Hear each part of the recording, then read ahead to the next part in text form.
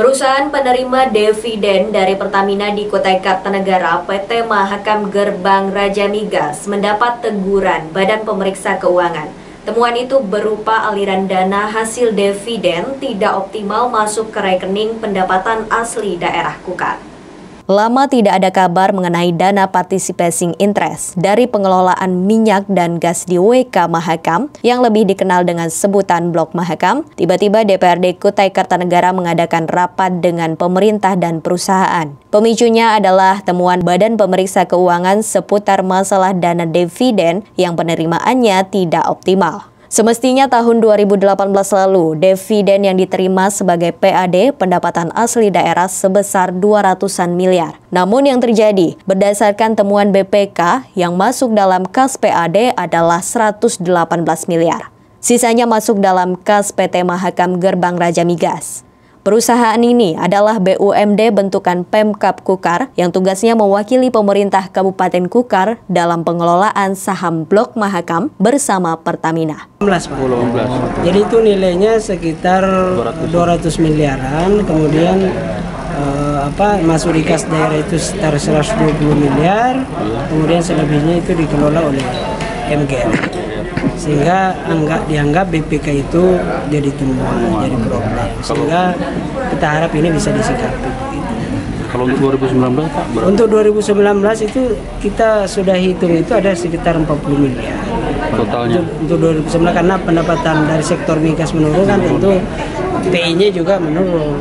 Sehingga pembagiannya kan pasti kan tidak banyak, pasti menurun. Ya pasti sekitar daerah bisa dapat 25 miliar begitu ya, 20 sampai 25. Kemudian selebihnya kalau masih kondisi yang sama tapi masih dikelola oleh MGR.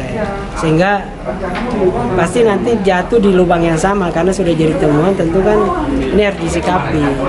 Dividen hasil pengelolaan Blok Mahakam, menurut politisi dari PDI Perjuangan itu diinginkan oleh BPK masuk dalam rekening daerah terlebih dulu secara keseluruhan.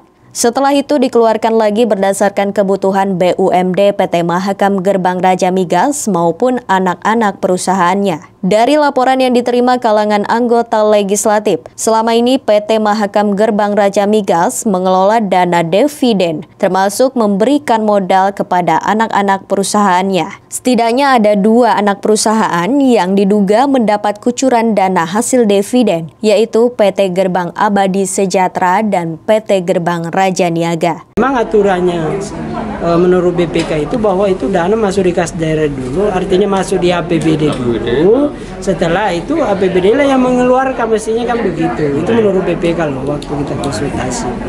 Sehingga dana yang 200 miliaran itu kan harusnya masuk di kas daerah dulu atau masuk jadi pendapatan daerah dulu. Kalaupun ada kebutuhan dari MGR misalnya untuk digunakan untuk pengembangan bisnis atau orientasi bisnis, itu boleh-boleh saja.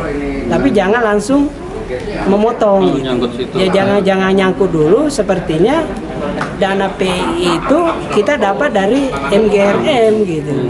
Harusnya kan masuk di kas daerah dulu mestinya, begitu baru itu digunakan. Karena risiko yang tinggi adanya penyalahgunaan wewenang dalam penggunaan anggaran, DPRD Kukar meminta masalah itu segera diselesaikan. Tim Kaltim TV, Hardin melaporkan.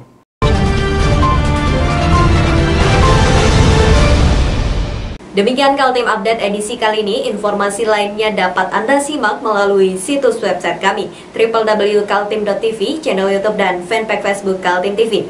Jangan lupa selalu patuhi protokol kesehatan. Saya Rusmi Rahma bersama kerabat kerja yang bertugas pamit undur diri dan sampai jumpa.